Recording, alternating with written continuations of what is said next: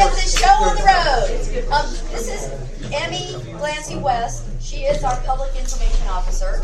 She's going to give you a rundown about how we're going to make sure we can get all of your questions answered, even if we don't have time to address all your questions here. So, Emmy, you've got the floor. Thank you. And thank you, everybody, for being here. We appreciate the commissioners being here in Bailey. I'm a neighbor. I live up in Elk Creek Highlands, and it's good to see you all here.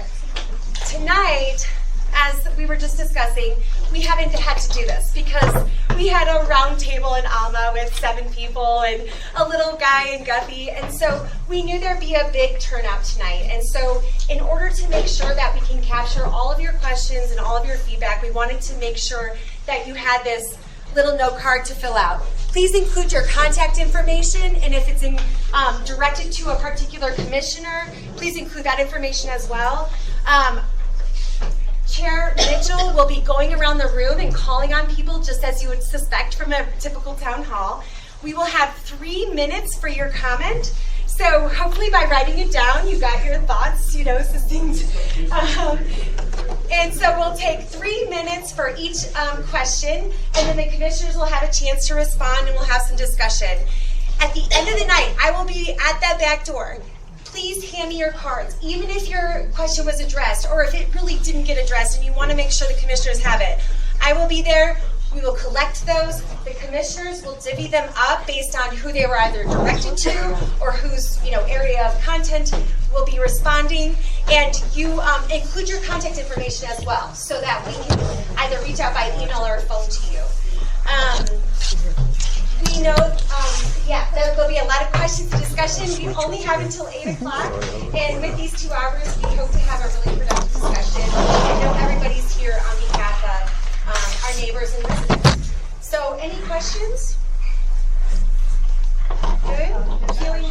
Yes. I submitted my question. Yes. Because Deborah, I got yours. Any other questions? We got some candy, waters. Sugar never hurts. Are we good? Okay. All right, thank you. We're going to first start off having all 3 of us give a quick rundown of what we've been working on this year. We all have our own areas of focus, and then we will open it up for questions. So, Commissioner Elsner. Why don't you start with the youngest or the newest? Oldest always go first. That's respect our elders. And our longest serving commissioner. Fine. Most of you up here know me. I am the senior in both age and the longest as far as the commissioner. I'm going to go through some of the things that I work on really quick. NACO, National Association of Counties, created a housing task force. They asked 30 commissioners throughout the United States to be on that. There's 13,000 commissioners.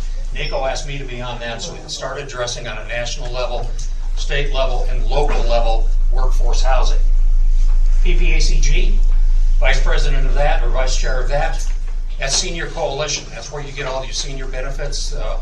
The one's in Bailey. Seniors Alliance. Seniors Alliance, Black Canyon, and then the Senior Coalition. They also have an organization they call Drive Smart. It was one that was started in Colorado Springs about, I think, 12 years ago when a little boy got off a school bus and was killed. So they created this organization to try to bring safe driving up.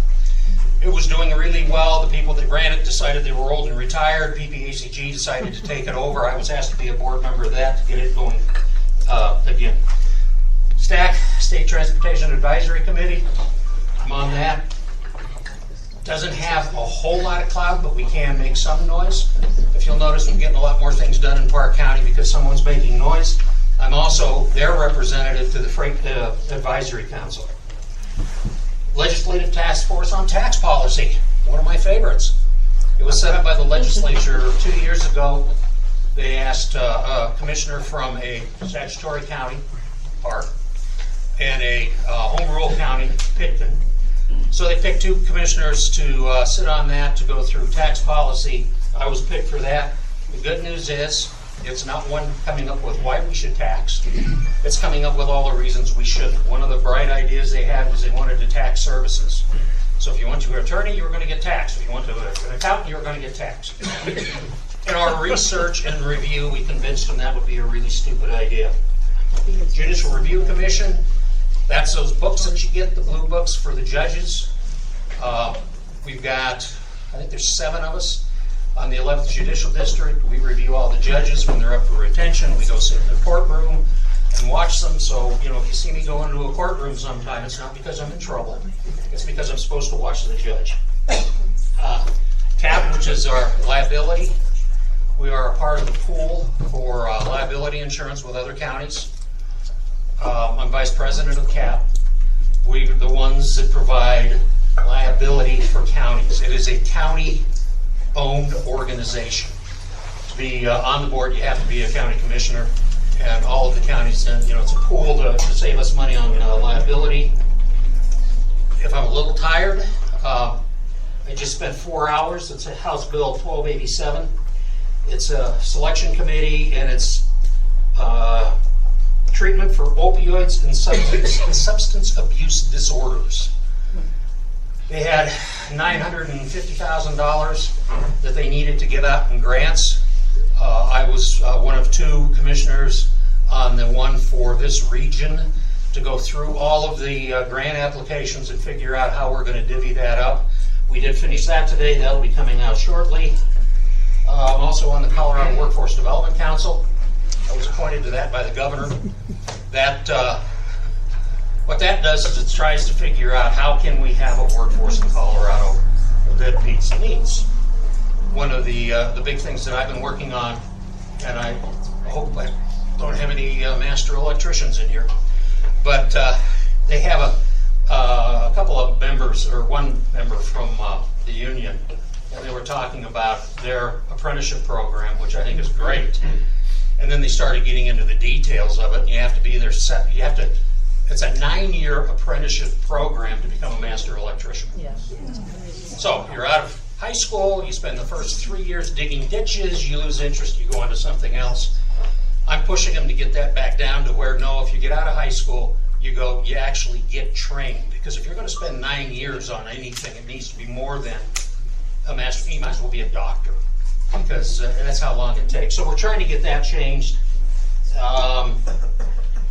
Work with the Senior Coalition, PPACG, AAA RAC, of course CDOT and roads, health services, and then trying to figure out how in Park County we can get some affordable housing so we have workforce housing.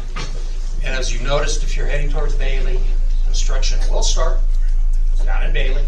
We're finally going to get the curve done. It took quite a while.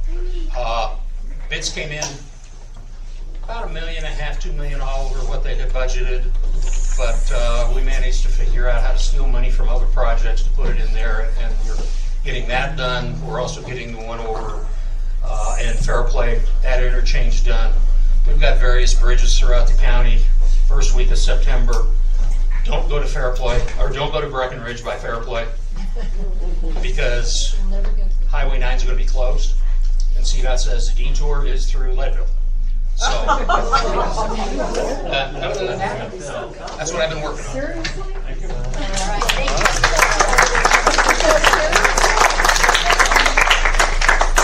Thanks for all you Chairman do for Dave Bailey. Wissel over there in that little bird called Fairplay. I am so happy to see all of you here tonight. I have a speculation I'm going to say. Because of the age group of all of us here, I would speculate all of you had a civics class at one time in your life. Otherwise, you probably wouldn't be here if you didn't know about civics and government. Ladies and gentlemen, I'm humbled and honored to be in front of you tonight. I have really enjoyed the last 6 months. I'm a new guy. I'm trying to learn the language and where things are. And it has been absolutely, on one hand, extraordinarily enjoyable, and on the other hand, very, very frustrating. But that's government. I've got a long history in it, you know, and I was thinking about this the other day. June 18th, 1979 was my first day with Park County government. This is somewhere in 2023, isn't it? Yep. Well, I had a 4-year hiatus, don't get me wrong. And in that, I'm so happy because it allowed me to go back into the private sector and prove my worth with all of the work I did in the public sector as an appraiser and all the volunteerism I did for 38 years in the water districts. private sector is where I prefer to be, where I want to be, and I will be again soon. But I was sitting on the sidelines looking at the way the county went, and I said, you know, I think I've got a pretty good toolbox, and I think I can help. So I'm here for that reason and that reason only. You know, I'm here because I think I can see things now that I've been away from the government that people can't see it that are in the government. And so I believe that vision, that experience outside, what we've really done well in the water business is to build partnerships. And so that's what I want to see go forward. I want to see us collaborate with as many people in as many areas as we can. I want to see a lot of things happen, but it also takes individual effort. And it takes individual initiative, and it takes community involvement and support of that. So let me tell you a little bit about me and where I live. I live right outside of Fairplay with my wife Lillian and our youngest son Dominic. Dominic has a special place in Platte Canyon and us because he spent 8 years here at Platte Canyon High School. He graduated technically in 2013. He left Platte Canyon High School in 2015 because they had one of the greatest special needs programs we ever saw. And we are forever grateful for that. So we lived in Shawnee for 8 years. We had an apartment. Dominic stayed here. And now Dominic's 29. And he is the joy of our life. We have 5 children. We have 4 grandchildren. And number 11 great-grandchild is coming soon. So I'm a step-grandpa. Lillian earned all her stripes. So we have a great big family, and it's a lot of fun. So what am I working on? Budget. Just got some new budget numbers that are more tightly on year end. General fund came in 100% on revenue, 95% on spending. That's general fund only. I have yet to really delve into them, but I have some better data. I've been concentrating on trying to just be competent as an elected official. As an appraiser, it is my job to be competent in an area that I do work. So if I go down and do a ranch and a farm and water rights in Weld County, it's upon me as a professional to be competent in that market. So what I've purposely done this first 6 months is to watch, to listen, to ask lots of questions, to learn, and to observe. And I have some ideas that I think we can put into place. One of them came from a citizen, is to take the existing Land and Water Trust Fund, cut it in half, put half of that toward roads for 5 years. That's the last 5 years remaining on the fund. So of course we'd have to go to the vote of the people. No new taxes, redirect the money we have. Ladies and gentlemen, it's my opinion, we don't have an income problem, we have a spending problem. So I have also been focusing on where our money goes. Trends are what we will see. Trends are what people do. So I've been looking at that very, very hard. I try to be in the office every day I can be. And I'm not worried about the national stuff. I'm not worried about so much the state stuff. Somebody's got to be minding the store. That's my job. My job is to ask the question, who's minding the store? Don't like what I see, and I have plans how to fix it. Thank you so much for being here. Thank you, Commissioner Wissel. And my name is Amy Mitchell. I'm in my 3rd year as County Commissioner. And I'm a 5th generation Coloradan, so my roots are really deep here. Real quick, I'm going to say I work with Pikes Peak Area Council of Governments on the Senior Coalition. I work with the Commission on Aging at the state level. We work on what legislation we help put through to help seniors age in place to be able to stay in their home until they no longer choose to be in their home. I've been working really hard on roads. I will give the Flume kudos. They did a really good article about the efforts I've put forth on I ran a bill this year on bringing in money for roads, and I put a couple grant requests in that they're still alive. We don't know if they're going to come out, but Kelly gave a pretty good rundown, so I don't need to waste time on that. But I'm going to address the elephant in the room.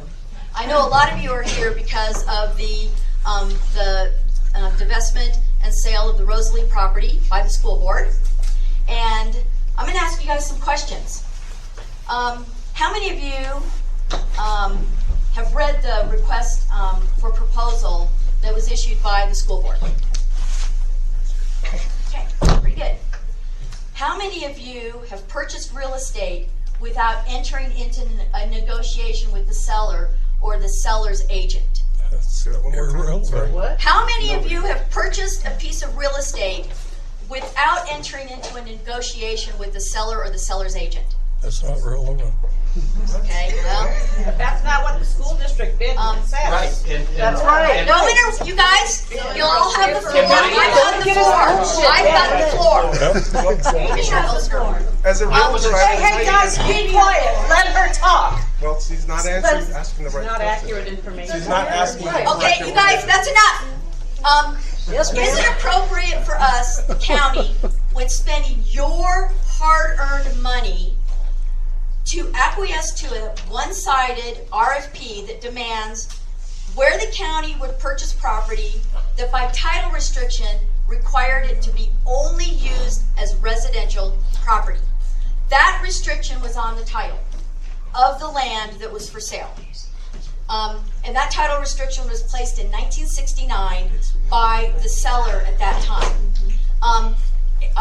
When the property was purchased by the school board in the 90s, that title restriction was still on that property, and it has been used contrary to that title restriction.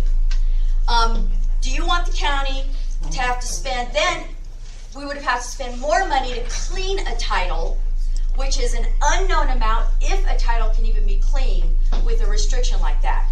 So there's a string of unknown that was attached to this piece of property.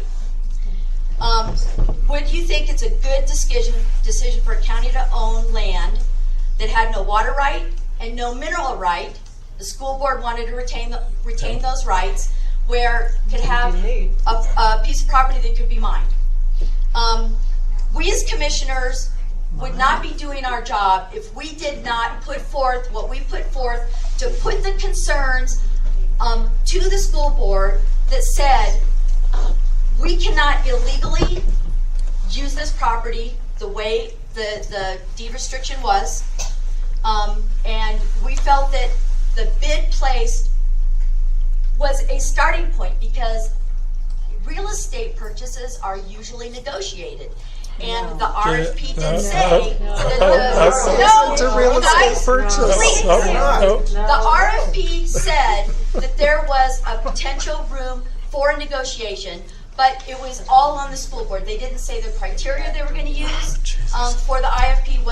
They said the decisions could be financial, it could be other reasons, and so we made our best decision as a board, all three of us, to put forth what we put forth to begin the conversation. My last comment, please. Yes, ma'am. We were interested in having a communication. It didn't happen. I would hesitate to guess that we would not have put forth, we would not have gone to the level the winning bid received, just out of fiduciary responsibility to the Land and Trust Fund.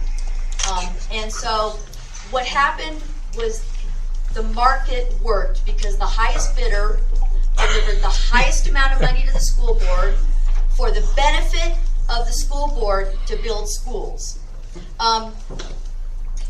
Let's see, I've got one more comment here.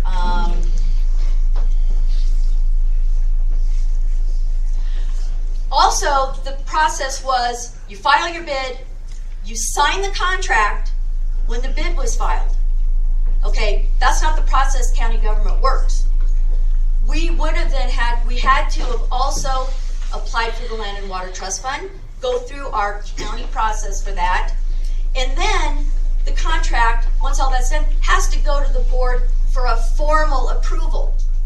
None of that was allowed in the bid and the signing of a contract in the beginning. That is contrary to how county government works. Why'd you bid it So I all? just wanted to let you know that there were a lot of problems with the bid. Was not formulated for a government to participate. It was formulated more in my perception as a individual buyer that could agree to terms that a person can agree to, but a government cannot. So I want to lay that out, because I think there's been misconceptions, a lot flying around. I wanted to throw that on the table and have a chance to put those facts. They're all in the RFP, so you can all go read all this information. I will then start with questions. I'd like to make a response to some of what was said. Thank you. Thank you. It's an RFP, it's a request for proposal. It's over. Why don't we hear You guys, Now,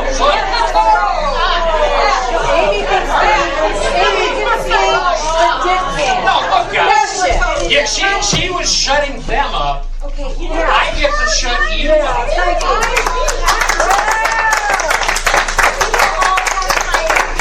I really think everyone here needs to remember civics and civil discourse. We are Well, all, you do too. and Everybody I'm not over here. I taking started this. talking. Excuse me. Wait a second. I raised my hand. She had the floor, not you. guys, This is a town hall. This is a town hall. not you.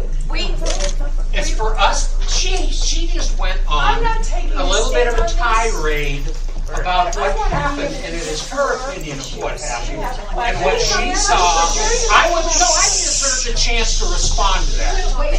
guys, please, order, please. We will give Commissioner Elsner a short window of time because we want to hear from all of you. Please. So I will give you a short window of time to comment to my presentation of facts. Your presentation of facts is inaccurate. It's an RFP, it's a request for proposal. Those things, anybody that's had any experience in business knows that if you have something you sell, you go out for an RFP, you get the bids in. So that whole thing is, no, it's an RFP. I knew that it was, we give them a bid. If they like our bid, they'll take it. If they don't. We did not even give a bid. That's right. They said it was a minimum of $875,000.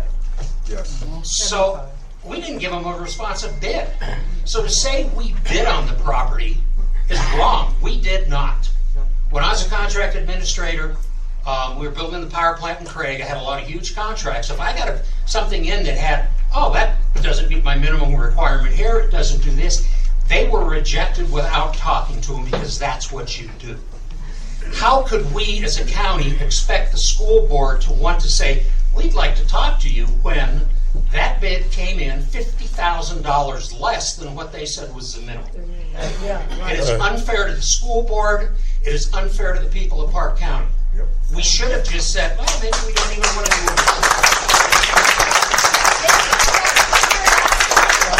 More questions? Okay. Raise your hand. When things aren't going right, go left, right? So let's start over here. Anybody on this side of the room have questions? Well, I don't know if we're supposed to stand.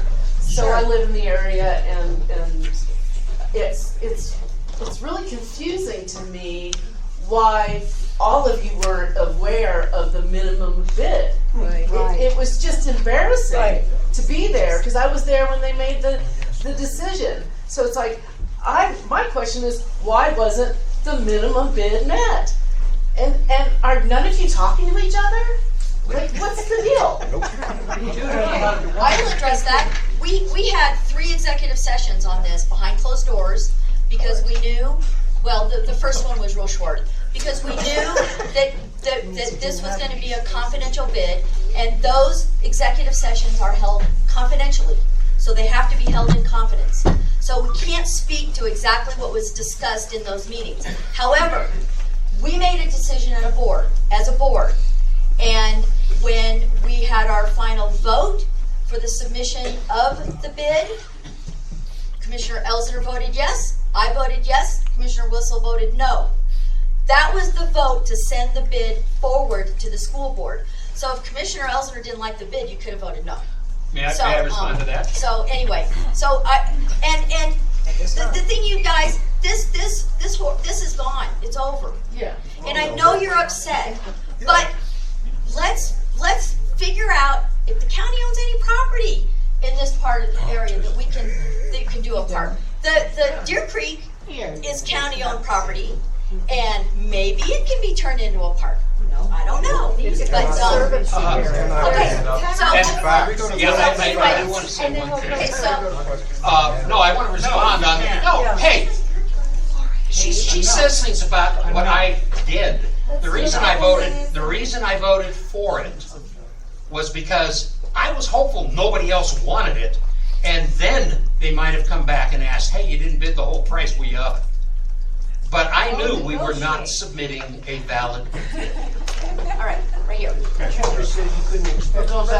I would just like to say for myself, I would really appreciate it if we could just have a civil discourse. We all remember back to our civics classes one at a time. I'm not taking a stand on this. I'm here as the president of the Burland Homeowners Association. This is not our problem. It's not in Burland.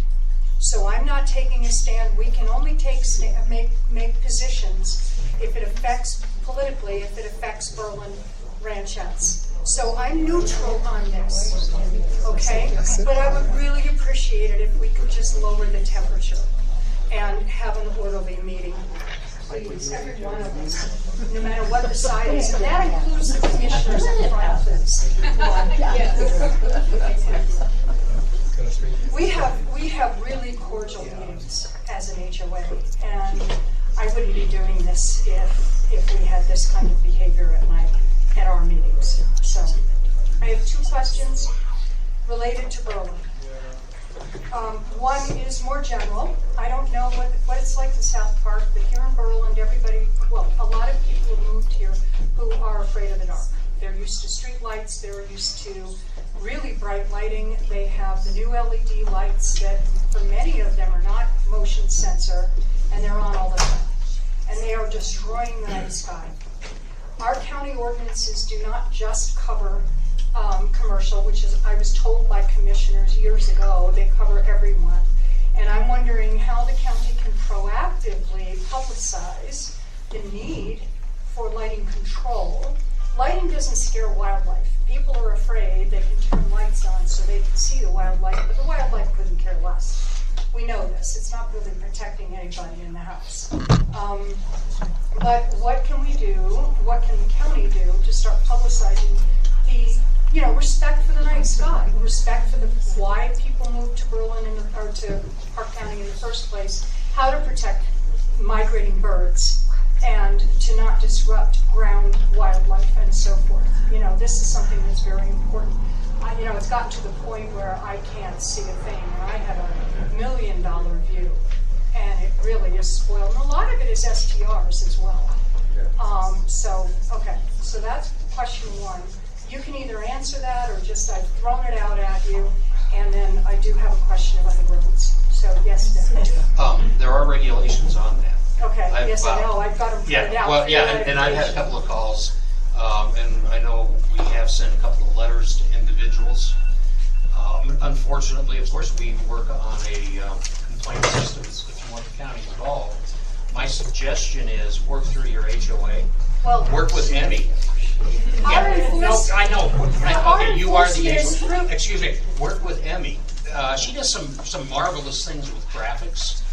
And maybe you can come up with this is acceptable in the mountains. Well, okay. And then you can send it out to your people as to what you can do. With publicizing it. So, Emmy, if you're the person to talk to, great. I'm up for it. But we need to educate people so they understand it rather than coming down hard on them. I understand that the county is complaint driven.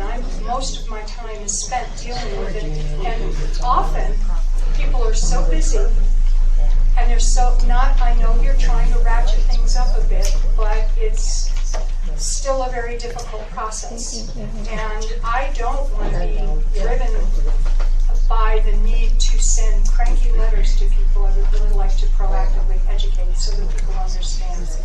Okay, particularly if they, let me speak, if they're from away, I understand that, but if they're from away, they do need education, not a pounding. So, okay, so that's question Wissel one. would like to address. Sure. And then, Look, I have a 30-something daughter who lives in the city of Saudi Aurora. I understand what you're talking about. I go by and turn the porch light off when we're there, and she goes and turns it on. Right. I go by by and turn the porch light off, and she goes and turns it on. She's in that city environment where they want those porch lights on all the time, and that's the environment most of the folks come up to. Right. As I recall, we're supposed to have downward facing light. I have it here for you. Yeah, see, I wasn't incorrect. It's not that hard to find in the ordinances. So anyhow, So, that's what I think. Maybe the education is a really good start, but I get the mindset, and we are, in our house, we don't want any lights on at night. Right. We want I want to see the stars. I can barely see the Milky Way anymore. And a quick comment, Emmy and I did discuss dark skies and doing some education on dark skies. We got waylaid by a couple things, but it is on our list, so I think an education program is absolutely great to just help people educate that the nocturnal creatures need nocturnal. Right. And so thank you for that. Okay. So thank you very much. I appreciate that. So the second thing is what specifically... Time. You have 3 minutes. Am I ready, guys, for my second question? All right, I'm going to start it. Go. Okay. 1 minute. Highline is doing their work for broadband, for fiber, and we're very appreciative of that. They've had their snags. What specifically, we've heard lots of different things, but what specifically is the county doing to repair and actually pave the, County Road 72 on the east side of Burland is a nightmare. I'll answer that. Okay, and the west side is a little bit better. It's got an actual road bed. I know quite a bit about building roads, so the one on the east side is essentially just blacktop thrown down over dirt. It's not a proper road. What can be done to actually engineer and put in a proper road on County Road 72? Okay, I understand about dirt roads, but the paved roads, people have an expectation, and it is the county's responsibility, wherever you are in the U.S., to maintain these essential services like roads. The agreement with Highline is they're going to put the fiber in, and they're going to patch the roads as they lay the fiber. And then once it is done, we are going to completely repave the roads that they've laid the fiber under. Okay, and when will that be done? It's chip seal. Chip seal, excuse me. Basically, the agreement we got is that Highline is providing the material for allowing them to dig up our road. They're going to provide the material, the chips, the oil, and the gravel. And then we'll go back and do a chip seal on the top, which should do it. They have to be done. Okay, the chip seal, I will say, engineering-wise, is ridiculous. We do not for a have the road. money. Let me finish. I understand that, and I'd like to hear what that might mean, because different people are saying maybe we can get one. But whatever the case, chip seal on top of a road that is not a road bed, a properly prepared, engineered road, is only going to work until the water comes up and pushes everything back out again. So that's not really a solution. That's a Band-Aid. 72 was chip sealed about 11 years ago, and look at it now. Put your information on the card. Our engineer has got a plan, and I will get the plan. Okay, I will great. email the plan to you. So make sure your email's on there, and I'll get back Thank to you. you. You bet. Okay, can we get a question from over here? Okay, right here. Sorry, you guys are together. You guys No, we're not together. No, we're together. We're not married. Okay. So, Okay. Not close. Just trying to get In the some. community, yeah. okay. So, he's on the other side of 285. No, I know. Yeah, that's right. I was. Yeah. Anyway, I think the disheartening part for us was we had a real drive for people, 2,000 people, who really wanted this piece of property. And it was a hard fight. We went to a lot of meetings and so on. And we heard what you were saying. And we tried to even ask, I remember asking the question, what do we need to do in order to be able to, what can you help, how can you help us so that we get this piece of property? What we got instead is a reluctance, and then suddenly it turned, Commissioner Mitchell, you said you would go along in terms of having a bid. So we were all set and said, okay, you're giving us a chance. But then when the bid finally went in, you see, that's where the problem began. And you mentioned the thing about the document from the school district. 192 pages, I read all of them. After 13 pages, those were all supportive about land and use and all kinds of things. But it basically said, that, as I interpret it, is that the school board will have the final decision, but they wanted a bid that was close enough so they could make a decision and even consider it. But they weren't even given the chance to consider it. That's the real crux of that. Number 3 was, you said something about, so, Residential use. I'll have to come back another time. Zoning. Lost it, but basically, it's that disappointment, and you're here for us. You hear us legally. Where does it stand? Oh, that's the third point. I was at several commissioner meetings, and you turned some of the designations of properties along 285, and we zoned them into something else. It seemed like very quickly, very easily. All of a sudden, this one became like, no, this was done in back when, and it's still good. Well, those others were done back when, and it's good. So that's the disappointment. Would you like to speak to a title restriction? Let me try to address this, folks. I spent 4 years in the assessor's office. Part of that is looking at title. Now, when we buy a piece of property, we don't buy the property. We buy the rights to the property. It's called the bundle of rights. There are 5 of them. You can improve it or not. You can lease it or not. You can sell it or not. You can use it or not. You can leave it vacant or not. The government comes in under that 5th stick, which is police powers, which gives them zoning, land use, building codes, and those kinds of health and safety things. So when you look at the value of a piece of property, you have to look at the value of the bundle of rights. In this specific subject property, there is a significant cloud on the bundle of rights. Now give me a little perspective here, because I did my research before we got into these discussions. I brought up the fact that the book and page where Stebbins put on the deed restriction to Bartlett was in 1969. There were 7 of them. They were very specific, but you need to understand where we've been to know where we're going. So give me just a second to give you some perspective. Raven Stebbins was a developer, and his wife Persis.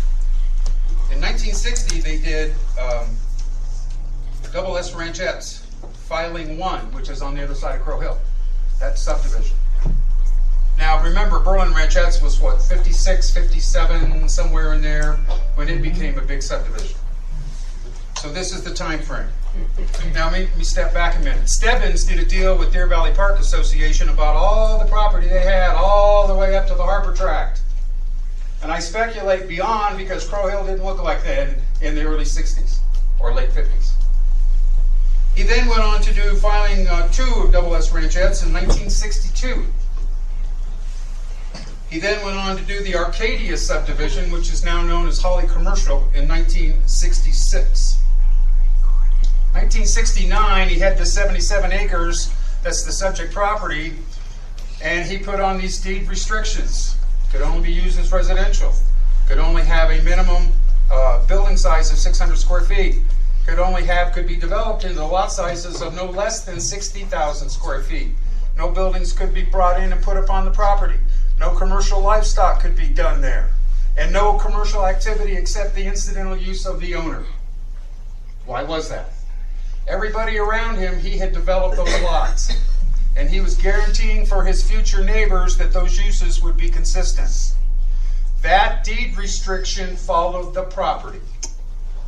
The only way to declare that is a quiet title action. And the quiet title action in this case could have been $5,000 or it could have been $100,000. That was the unknown. The cloud on the title discounted the value, ladies and gentlemen. That's my position, and that supports what we did as a board.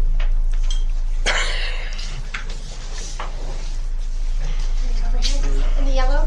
Thank you. So several years ago, the county purchased approximately 250 plus or minus acres off of County Road 43. At the time, if I remember correctly, it was to be used for the purpose of a park and a rights for a road and bridge. It was suggested that we might be able to use it as a park. Because I see you shaking your head, so I got you. There's over $1 million out of Land and Water Trust used to purchase this. So I'm wondering if you could please provide an approximate date when this property might be open for public use as a park, as promised or suggested.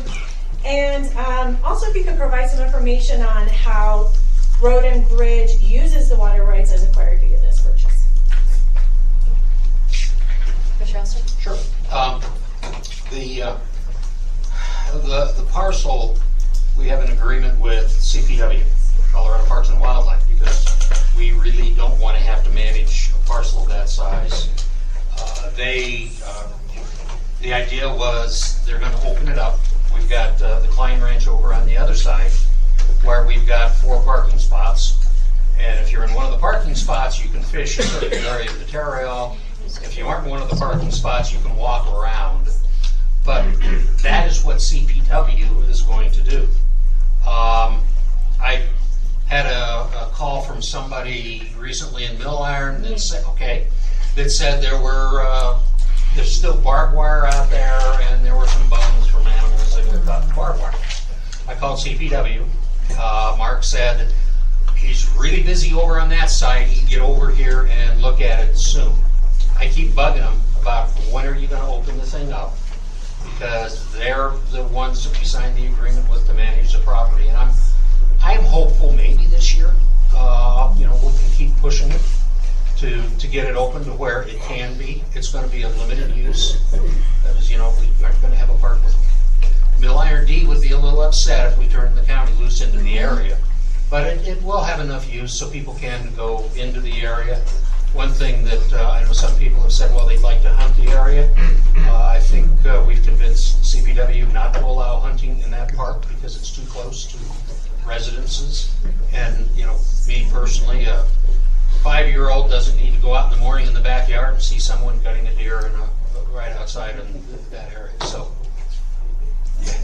that's kind of where it is. Information on that second question. Pardon? The information on the second question. The water rights were purchased for Road and Bridge. Yeah, we use. How do they utilize that? Well, if you could expand. Whenever we do road maintenance, that if we're doing a lot of work and we have to dig, we need water. You can't grade a totally dry road. So if you look at it, we've got water trucks that usually go out with our maintenance crews when they're going to do some work, and they have to have the water to do that. So that's where, that's why we have to buy the water, so we have enough water rights, so Road and Bridge can go out and do projects and have water while they're working on it. Okay, just have a quick follow-up. I think we're good. More to come on that, it sounds like. Regarding the property request, did you get any tentative date of when the barbed wire will be removed? He said he was going to go look at it. I don't have a date. I will Okay. bug him again. We'll try to follow up on that. And Okay. is it going to be restricted by the number of people you? Yes. Even with CPW, there will be a Right. restriction. Okay. Yeah. Okay. How about over here in the pink? Yeah. I'm going to switch gears a little bit to the proposed Northeast Health Service District. Will each of you allow the county attorney's office to work with the citizens group and help them with proceeding on that? Mr. No, I felt it was a conflict of interest for our attorney. Can you explain that? We want her to be working for us. And Us? I Us? want her to be This is working for us. So I'm We're us. for We the are us. commissioners. We are citizens. Hey, one person. Didn't they do it for fair play? Look, I I don't don't know what know. happened. Did they, Mr. Elsner? Yes. May I speak? Well, I just wanted to clarify, if they I'm did it trying for to give fair you my play, why answer, can't ma'am. they do it for I'm Bailey? simply trying to give you my answer. I said no to that request because the county attorney is not your attorney.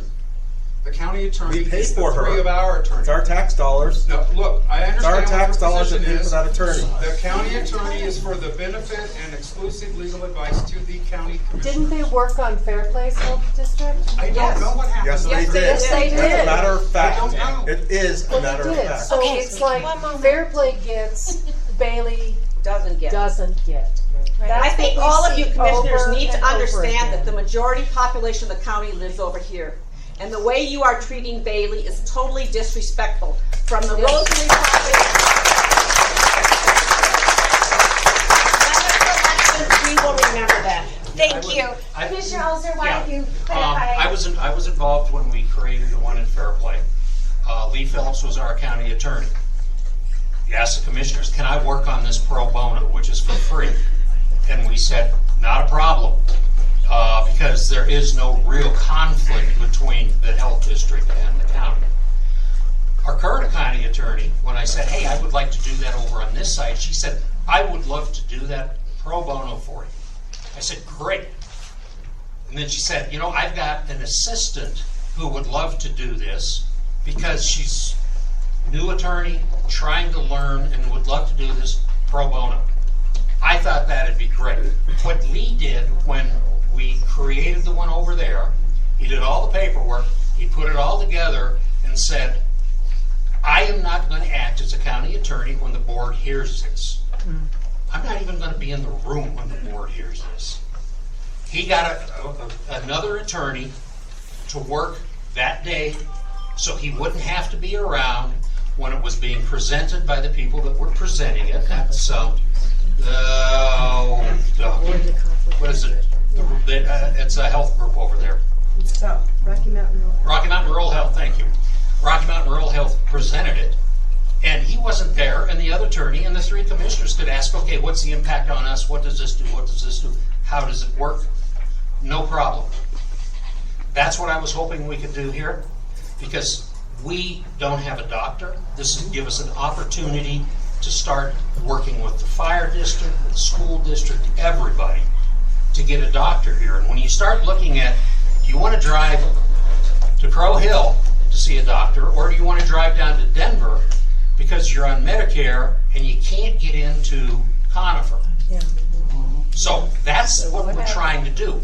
What bothers me is we just approved the health plan like Tuesday.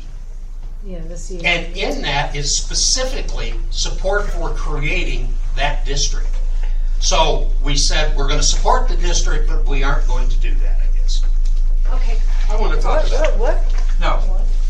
We have a county, folks. It's not Bailey. It's not Fairplay. It's not Government.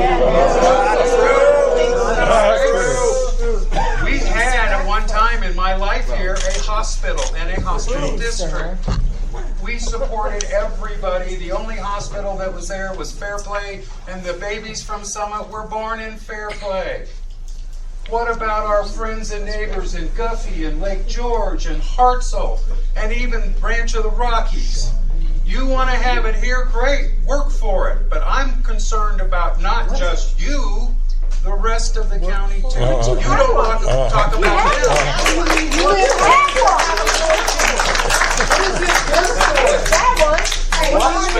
Do your job! But specifically, when he talks about those other communities, they did not want to join that health district because they're close. If you go to Lake George, it's not that far down the road to get to a hospital. You go to Woodland Park, not that far. We don't have that over here. That is why we need to figure out how to set it up. It's proven that rural Colorado, not just us, rural Colorado cannot create health care facilities without assistance. It's across the board.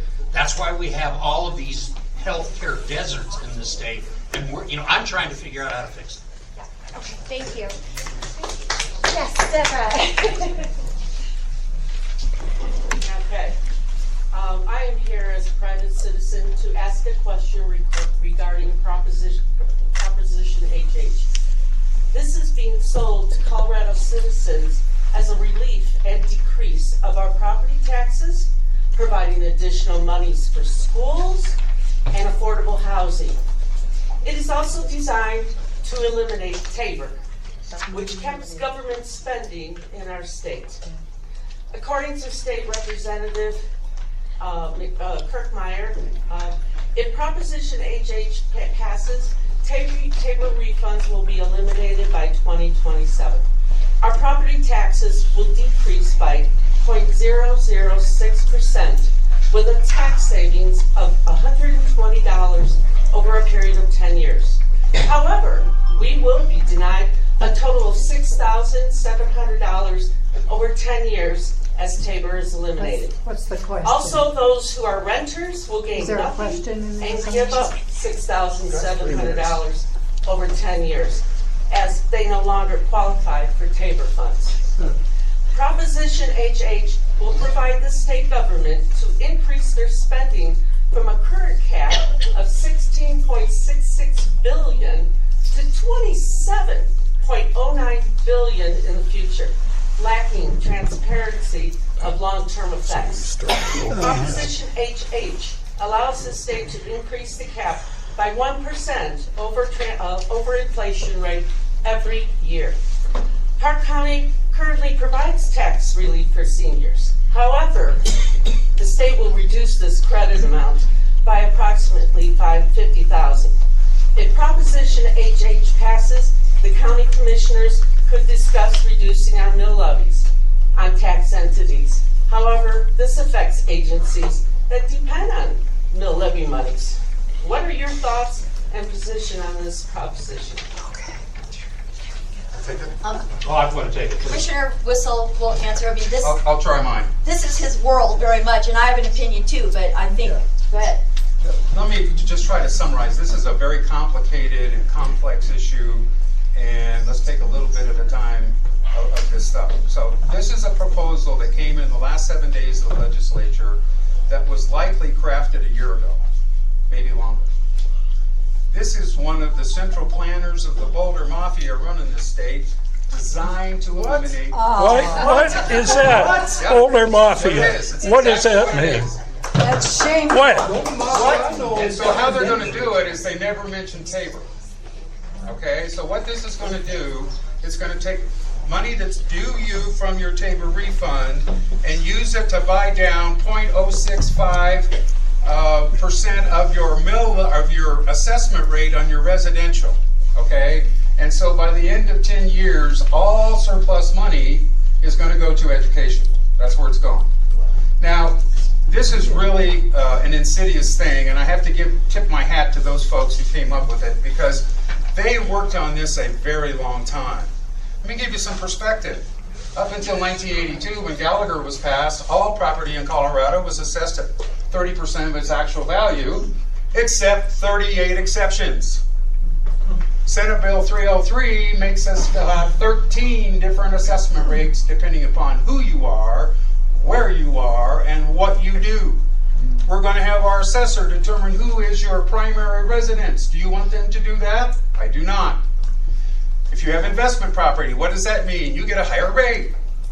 If you have solar and alternative energy on ag, which I don't know what that is, you get a lower rate. All the social engineering is coming through the assessment rates. The bottom line, ladies and gentlemen, is that we have to feed the bulldog. There's only so much money. So we're playing hide the peanut. In 2 years, there will be no backfill from reduced government spending. It's gone. It is eliminated. We don't agree on it. You'll hear the other side from Commissioner Elsner. Thank you. It's a boondoggle. Yeah, it's not necessarily the other side. It's trying to get facts out. And there's a lot of talk around it. I know Barb pretty well, and she's hitting an area that she knows really well, which is Larimer County and not Park County. The idea that your taxes won't go down, your taxes will go down. I mean, it is something that will happen, and it'll be on the backs of the special districts. It's not going to be on the backs of the county because we're Tabor, and we can't raise our taxes as much. Everybody's worried about their taxes going up a lot. Well, we can go up with cost of living. That's it. And so you won't have that. But if you take a look at it on the education side, Colorado ranks 38th or 39th, depending upon which survey, on the amount of money they give to teachers or education. We ranked 50th on the last salary survey on what we pay teachers. That's below Mississippi. You know, that's not much of a badge of honor to wear, but we have got these problems. I would say everybody take a look at it and figure it out. What it's doing to the homestead exemption, which a lot of us have, is it's not removing the one that's in the Constitution, because that is there. It's taking it and making it something that the legislature can play with. Well, right now the legislature can play with our homestead exemption anyway, but it adds portability to it. So if you've lived up here 8 years and suddenly the doctor says you've got to go down to Denver because this is too high for you, you lose your exemption. Under this, as long as you have had property that you have owned for 10 consecutive years in Colorado, you still can get your senior homestead exemption. There are new things, and yes, if you own investment property, your assessment rate is going to be 7.1%, which is higher than if you own residential, which is 6.7%. When you talk about Gallagher, I hear a lot of people saying we should have kept Gallagher. Gallagher at this point probably would have bankrupted Park County because of the way we are and the way money is. Residential values went up so high in the rest of the state, it was driving that assessment rate down. You know, it used to be 29, it was down to 7.5, I think, when I took office. It's down to 6.7 now, in that range. And there were some studies that said they might have to drop that down to somewhere around 5 to 4.2, in that range. And when you get an assessment, when a county like ours is so dependent on residential, especially the Platte Canyon side, and you drop that revenue from residential, we don't have enough money to do things. So the fire district would have been in serious trouble. I went down with Joe Burgett a couple of times when they were trying to figure out how can we handle this drop in assessment rate, to talk to the legislature and say you can't do it. So I would urge everybody to get a copy of the Blue Book when it comes out. 3 years. No, It wait. only shows 3 years. I have 10 years. Wait, data. excuse me. Get a copy of the Blue Book when it comes out, because it is put together in a very open way. Both sides get to have it. They'll have a hearing on it to make sure it's good. Get a copy of that Blue Book, read it, read the language. I wouldn't say read the language, because it is an ugly thing to read. But read the Blue Book, try to understand, and then decide which way you want to go. But make an informed decision, not based on people just, hey, it's going to do this, it's going to do this. I have one quick comment. HH is, and 303 was a table grab masquerading as a tax cut to fund education, using homestead exemption portability as a carrot to get seniors to vote for it. Okay, thank you. Anyone else on property taxes, this topic, want to comment? No, other things. Okay. I'll be changing the topic. It's not. Okay. Yeah. Let's do it. You got 3 minutes. Great, thanks. So my topic is on the proposed, or the conversation around a health clinic in this area. And I'm just wondering get your opinion on whether or not you think, there's 2 questions to this, that there's a need for a health clinic in Bailey. We do have something not down the hill, but we have something in Conifer called Stride, and they are not maxed out. They're looking for people to come in, and they do take Medicaid and Medicare. The other thing is, having a clinic up here, historically it's not been successful, but would the clinic prescribe and administer puberty blockers or surgeries to our children in this area? That's my question. I'd like to take that. Actually, it was directed toward Amy. I should clarify. I never participated. I wasn't around when Fair Play did theirs. Except for just listening because I wasn't in the district when Fair Play did their health district. So my understanding is it's a multi-step process to get the district formed, but once it's formed, it's run by a board of directors, and the county has no purview over what they do. It's the doctor group that makes the decisions on what happens within that clinic and how it is administered, because it's those sets of doctors. No, it is administered by a board of directors that are elected by the people in the district. It is an elected board of directors. It's not the doctors sitting around. The community elects the board of directors. If you create the health service district, you will have an initial board of directors that does the paperwork to get things going, and then you will, the first election, and if we did it this time, in November, there would be a slate of directors for that health district that people could vote for. It's not run by anybody else other than the people of the community. Now, wait a second. We've had trouble here. When I moved to Park County, it had 4,700 people. We've grown a little bit. And the issue is having someone here. One of our biggest problems we have with seniors is trying to get them to a doctor. It's easier to have someone, a neighbor, drive you to Crow Hill than down to Fairfield. Stride is a good option, but Stride doesn't have a doctor. And Commissioner Wissel would like to answer, because he's used the clinic in Fair Play. I don't go to doctors, so I'm not a good one to speak to this. I didn't know anything much about the health district, but I really tried to do some research because of this issue. Give a little background. I grew up around a hospital. My mom worked on the business side at Weisbrod Memorial Hospital, so in order to go to school, I went with her. So I got to see hospital growing up. I saw her in the business side with those big ledgers before spreadsheets, trying to keep the business side of healthcare afloat. So I have that perspective of what it took. And my little community is abnormal, maybe. But in my lifetime growing up, it was a pretty surreal place where we had a hospital, a nursing home, assisted living, a doctor, pharmacy, and an ambulance service in a county of about 1,500 people. See, they didn't wait around for people to do it. They took themselves by the bootstraps and did it. Okay? They worked to get that done. So, my message is, I'm really concerned about the financing structure of a health facilities district. There are 9 of them in the state, from my research. I have looked at the finances of the Northwest Health Facilities District. They're sitting on about $1.5 million right now. They are supported by sales tax, and I believe that comes on all forms. Part of that is on your telephone, as I understand it.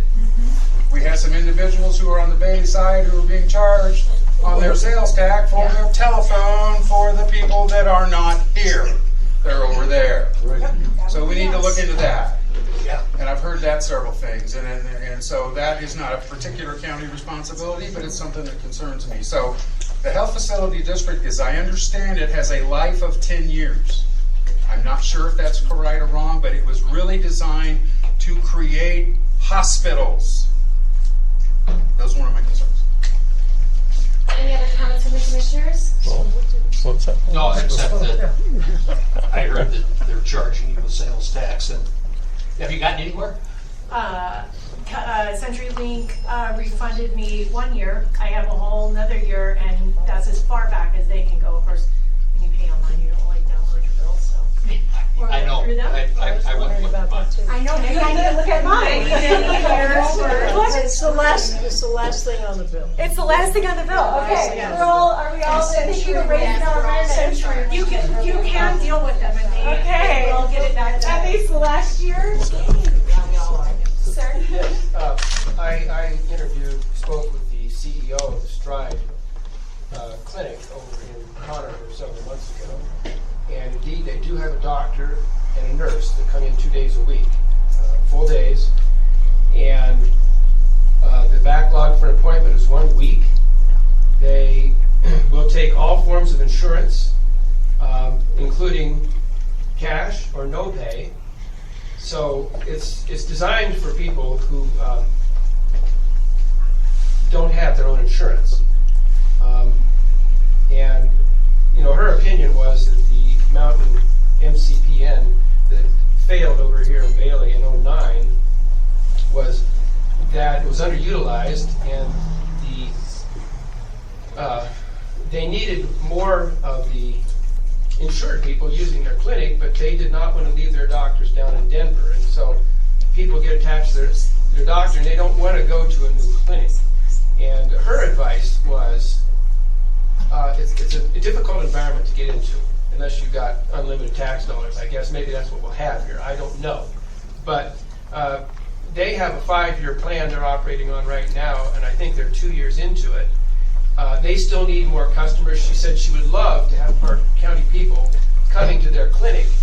And I guess I don't understand why proponents of this health district here are not advertising the clinic over there. They've got they've got great behavioral mental health counselors. They've got a clinic that's up and running. They want our business, and we're not even advertising to them. And so her advice was, let our people come over there for 3 or 4 years. It's 15 minutes down the road from where we're sitting right now. It's 15 minutes. That's not great distance. And after 3 or 4 years, see how many Park County people are there.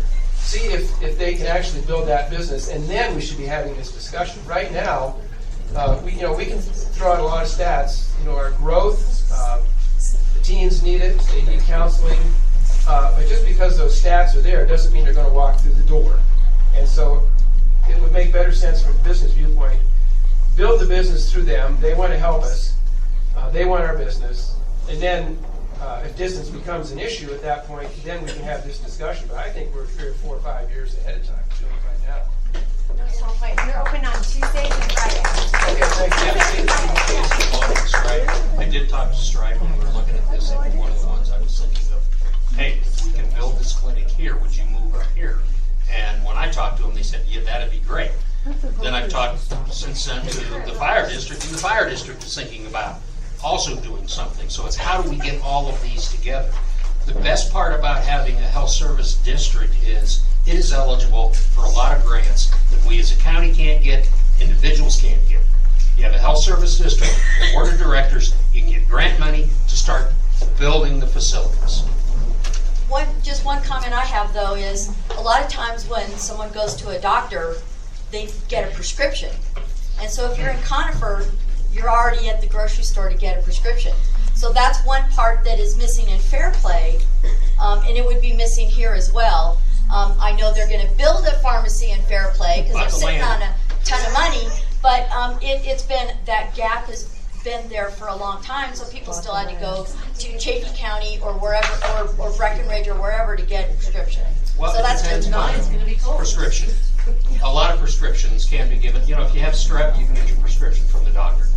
I've gone in and they said, hey, you got strep. Here's a free sample that you can have an antibiotic. I've had that happen quite a bit. Doctors can do that, and clinics can do that. They can't do things like opioids and all of the painkiller and all that. They don't want those things, but they do get some antibiotics. Okay. Yeah, most insurance is mail. All right, let's now move for on. something entirely different. I've got questions on the fire suppression ponds.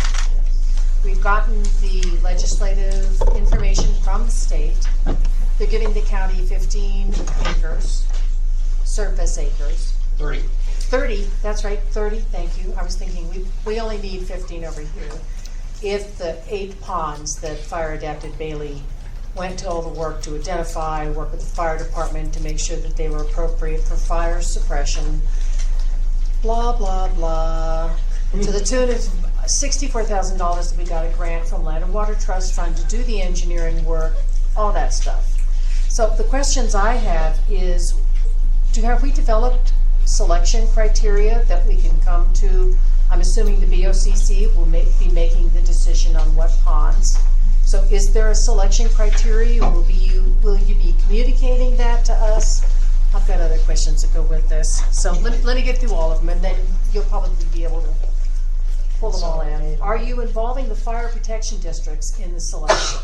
because they're the ones that are going to be using the fire suppression pond, so that's just one of those hey things. And will Park County be managing the work that will result from a pond being selected?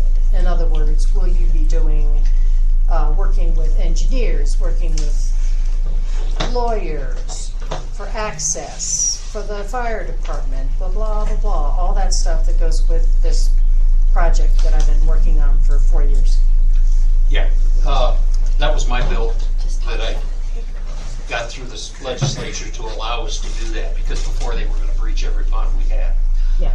Yes, I met yesterday with all of the fire chiefs, except Ben had to go to another meeting and then came back after I was done, but he knows my spiel. All of the fire chiefs got the rules that are provided by the state. Okay. Those rules are pretty clear on what ponds you can protect, what they have to have, and all of that. The 8 ponds that Fire Adapted Bailey in their study, which, by the way, their study was fantastic. I used it at the state legislature when some of the water people would say, you're just stealing our water, and I give them this. No, we aren't. This is what we're doing to look to make sure it's okay. They have the idea, they understand. One of the chiefs said, I had 100 ponds figured out, but then when I read the rules, I got rid of almost all of them, because they do truly have to be a bona fide pond that can be used in emergency. It can't be a stock pond out in somebody's field. It might be nice. It has to be there, and it has to have certain things. My vision, and we'd have to check with the other two, is that we're going to have all these ponds come back into the BOCC in a couple of weeks. We'll have a work session and go through it. The beauty is anything that looks good, we can send to the state. At that point, they stop any draining, breaching of ponds for 1 year. During that year, we then have to have a Fire Adapted Bailey type study on the ponds. I would hope that the Land and Water Trust Fund would assist all of the districts in preparing those type of documents. So when, not a year from that point, but give us some time in case they reject something and they want something. But I would say 8 months after we send it in, we would have all of the engineering studies done by all the fire districts, and then we can really sit down and say, okay, what ponds are critical? Because you've got to look at a lot of things, distance to other water. You also have to look at the infrastructure protected. A pond out in the middle of South Park is going to protect a lot of grasslands. I'm not going to say grassland is bad. You need to protect it, but they also have a lot of reservoirs, and it's not quite as critical on some of that. When you have a fire in Burland, you're in the middle of thousands of homes. When you have a fire Harris Park, and you're in the middle of it, we have to have those things available here. And that was the problem, was making sure we had those, because the state engineer was going to drain a bunch of them. Right. I think we've got it. I think we're going to have the critical ponds, so we're good. And then if someone else wants to buy a pond or buy water for their pond to augment it, well, that's up to them. But we can protect the ones that are really critical to the town. So just to follow a little more, so the fire chiefs are all providing their list. They're going through what ponds they've used in the past, what has access to a helicopter, and what doesn't. What is useful for filling their water tenders. And so they're compiling the list. We said, just give us the list, make sure it meets this criteria, and then at least if we think the ones are valid, they'll go for a year of protection while we work through the next step. So we're hopeful that we can play strategy and come up with a really good plan for the whole of the county to have ponds that will definitely help with firefighting and fire suppression. Okay. Yeah, and the other side of the county has got a lot of reservoirs that we talk about. Can I just say kudos to Platte? Thank you very much. Good job, Platte.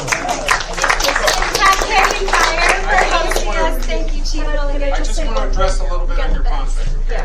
Look, I've been in the water business 38 years. Ponds are an issue that is a hot button topic But to blanketly say they were going to come breach all of our ponds is just blatantly untrue. It's just not true.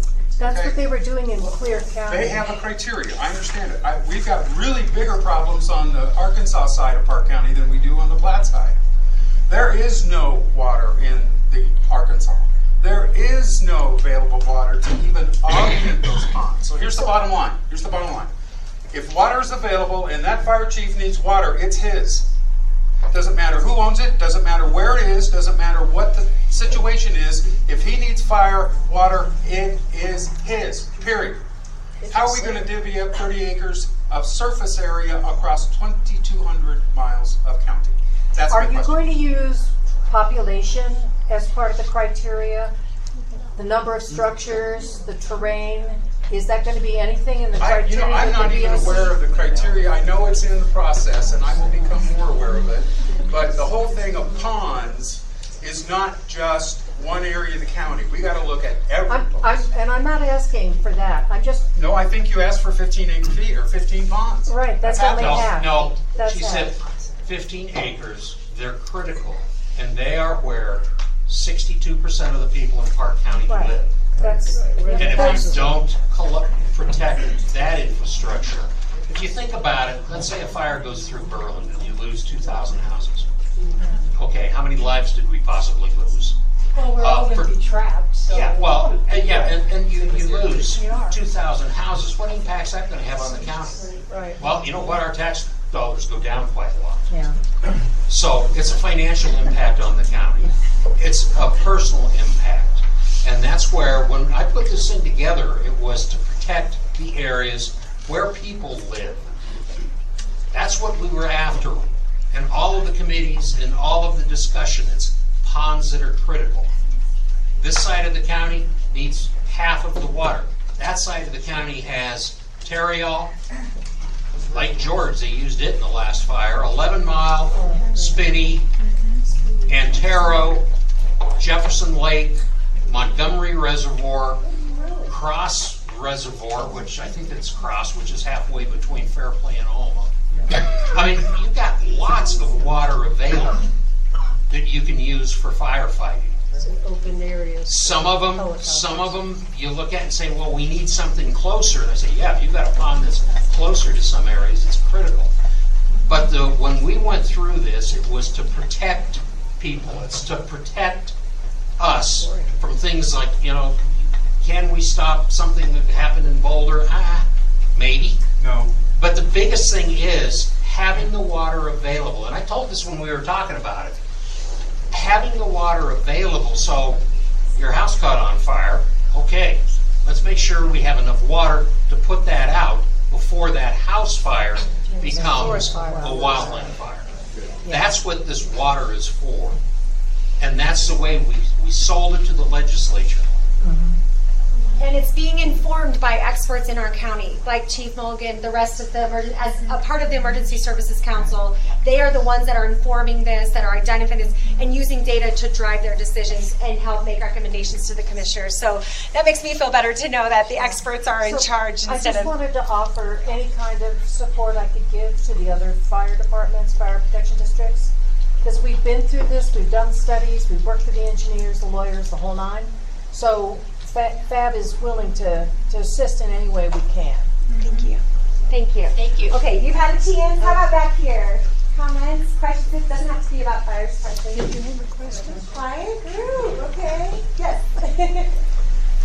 The question is for the board, and one part of it is specifically for Wissel. So when you were running for election, you stated a citizen budget committee would be formed. When can we expect this to be formed? And until that takes place, how has the board prioritized funding the Sheriff's Department to increase public safety? Hi, Mr. Rotter. How are you? Doing well. Well, it's been really interesting. The institutional resistance to my presence there has been about what I expected. I've asked for research, I've asked for information, it just doesn't seem to show up. So I don't get deterred by that, I just go around them. I have a working group that I've been working with before the election and after the election. Just got new updated financial information Tuesday for year end, which I mentioned earlier. I would love to formalize it, but it's also problematic. So what I foresee as the Budget Committee's role is to look at spending. Because spending after it's already done indicates the trends of how we act. And I think our government, knowing that citizens will be looking at their spending, will have a very, very good effect. I think we'll put sunshine into that process. I've already expanded the voucher report we get. We were getting a simple one-page listing of all the bills we paid the day of the meeting. Not acceptable to me. I need more detail than that. I have asked for that, and they've given me a prototype, which is an improvement. It's not what I want to see, but it's better. Last thing I'm doing is going into individual department spending, and I'll be doing that outside of interfering with any of our staff, because I'm going to look for myself. And then once I find that, I'm really looking forward to the budget process, because we're going to put some of these tools to work, and we're going to have, I believe, an upgraded budget process and bring the people into that process and more transparency than we've had. What is the timeline for the citizen budget committee? Yeah. August 17th is, I believe, when we start budget. The committee for the citizen. There is no committee yet. When? When's the committee? I hope to get one going with the budget process, but right now there is no push. We're looking at numbers. There's no push to go ahead and create this from anyone besides me. Okay, any other comments from Jeremy? Commissioner Wissel. Sir. I was surprised by your opening statement when you said that you were learning your job. You campaigned that you're qualified to be a commissioner on day one, no training needed. Now, 6 months later, you state that you've been learning. Given all your years as assessor, you of all people should know the role of the commissioner. You also campaigned that you alone would find the money for the sheriff's department. On what day and time do you believe that you will be ready to be confident in your job as a commissioner, and when will you find the money for the sheriff's department? And please don't tell me that the sheriff has more money than he's ever had before, because we know he got an additional $200,000, which does not give us 24-hour, 7-day-a-week coverage. You promised that you would do your job from day one, and you told us today that you're still learning your job.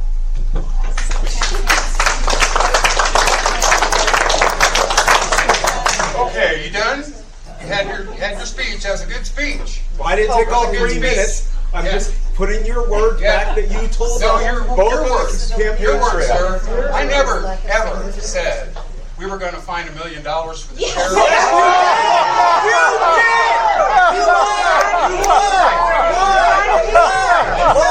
We have it on recording. You said that you alone could find the money because you said that you alone could find it. No, it's recorded. No can do anything alone, sir. You takes a board. Okay, you lied. Let's talk about the sheriff. Let's talk about the sheriff, sir. The sheriff is getting 60% of all of our general fund money today, right now. 60% of every dollar we get in general fund goes to the sheriff's department. It's not enough. In that is a very high subsidized health insurance policy with well over a value of $1,000 per month. Have you heard about that? No. We do that purposely to invest in our people. There has been a 4% and a 4.5% and more money provided to the sheriff as well as general county employees. We are stuck in a position where we have benefits and responsibilities. The responsibilities are very, very significant and fixed. What I am becoming competent on, sir, as any professional as you would be in the real estate profession, is to learn my job. This is a completely different position. This is not running a single person shop. This is not dealing with property assessments and values. This position is so broad and so much more deep than anything I've ever dealt with. And I'm finding it fascinating. And I'm finding it really enriching to be able to use the other parts of my toolbox in addition to the 2 new learning tools to apply those to problems. Our problem is we have all kinds of unfunded mandates. We have a brand new one. How are we going to pay for the liability insurance for our sheriff's department, thanks to the central planners from the Boulder Mafia, taking that away come from law on. enforcement. Cut it out. They took it away from law enforcement. Our deputies have to carry their own personal liability as a part of their job. That's not fair. That's not right. We don't even know what that premium's going to be if we can find one through our insurance pool. That's an mandate. The other thing we have is collective bargaining. That comes July 1st. We do not know what that's going to entail. More than likely, it will be not necessarily unions, but bargaining units. So we're going to get to deal like no other state in the union. This is only applying to Colorado folks. So remember that. The unionized state employees, now they're unionizing county employees, they couldn't get municipal and educational, they opted out. But they're going for county. And that's only going to cost us money. Okay. And I'd like to make one comment, Well, please. you would get money for that too, wouldn't you? Exactly. I think the reason we are so upset about that is you specifically campaigned against the tax that we wanted. on your website. To support the police department. To support the police department. We wouldn't have this problem of unfunded whatever if we'd had that 1% sales tax. What did the people say? Voted it down though, so let's listen to what we voted for. Because there were people who were Did we vote it campaigning down? and lying about it. Did we vote it down? You lied about it. I'd just like to make one comment about the sheriff. We acknowledge sheriffs across the state need money. The law enforcement is in a really tough spot because their personal liability has been reduced, their protection has been reduced, what Dave was talking about. We need at least $1 million of long-term cash flow to be able to increase salaries and do what we need to do, okay? And to find people who want to serve because they're not coming into law enforcement. But one thing we have done is the Tribal Local Assistance and Tribal Fund was fiat currency printing from the federal government, and they gifted us with, based on a formula they used, they gifted us money, and we had to spend it on certain things. We're going to build a bunkhouse in Fairplay for sheriff's deputies to stay in, because housing is such a critical challenge for anyone who wants to work here, especially in those jobs. And so I worry about them working a 12-hour shift and driving home, especially if they live outside the county. So the goal is we're building an 8-room bunkhouse. They work 3 days on, 4 days off, and then 4 days on, 3 days off. So for their length of shift, they can stay in the bunkhouse. If they're on call, they'll be in county. They'll be closer. They'll have some really good downtime to be able to relax and rejuvenate in between shifts. And we hope that it's going to allow us to retain our deputies more and maybe make an environment for these younger deputies that they go back to the city for their days off and have a little bit more fun than they do, hiking in rural. I don't know, but I think it's going to take some of the pressure off of them and help them enjoy the job more and help with retention. So, Dick? Yeah, I just want to say the bunkhouse is going to help on the Fairplay side. I can't think of a deputy that is going to be working this side that wants to drive to Fairplay to stay in the bunkhouse. What we need is more money. We need to get it up. Teller County pays quite a lot more than we do. El Paso County pays more than we do. Jefferson County pays more than we do. Clear Creek County pays more than we do. Their results aren't as good as ours. Summit County pays more than we do. Chaffee County pays more than we do. Fremont County pays more than we do. Fremont County passed a sales tax. Teller County passed a sales tax. That's how they can do that. They have the money available. Living under Tabor, our budget shrinks every year. If you live on a fixed income and you try to say, oh gee, CPI, I can do that. I can live with that. You're crazy. The cost of living index that's used does not reflect what people actually buy. It's like, okay, this is going to be it. Now, if you're a government it's even worse. Because CPI has things like food and all those things. We don't buy food. We buy oil, we buy gas, we buy other things. So our budget is constantly shrinking. 10, 15 years ago, we had over 100 people in Road and Bridge, and we could afford it. We can't afford that many people now. And that's where we are. We can't keep up. And the sheriff can't keep up. We aren't going to attract people unless we start paying them what they deserve, not what we can afford. And that's kind of the situation we're in right now. Perhaps we'll see that in the collective bargaining. Okay, back there in the red. Therese Hoffman from Mill R&D. My question involves something Commissioner Elsner mentioned at his opening, which is workforce housing.